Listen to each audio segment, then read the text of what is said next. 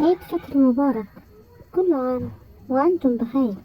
أعاده الله علينا وعليكم باليمن والخير والبركات. بعد شهر كامل من الصيام والقيام يأتي عيد الفطر ليملأ قلوبنا فرحا ويذكرنا برحمة الله وبأهمية المحبة وصلة الرحم.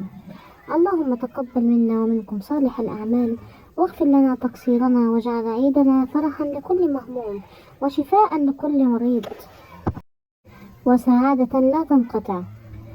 عيد فطر سعيد. أسأل الله أن يجعل أيامكم كلها أعياد، وأن يرزقكم الطمأنينة ويكتب لكم الخير حيث كان.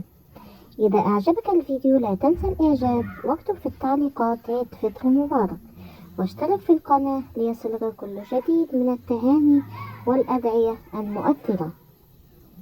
والسلام عليكم ورحمة الله وبركاته.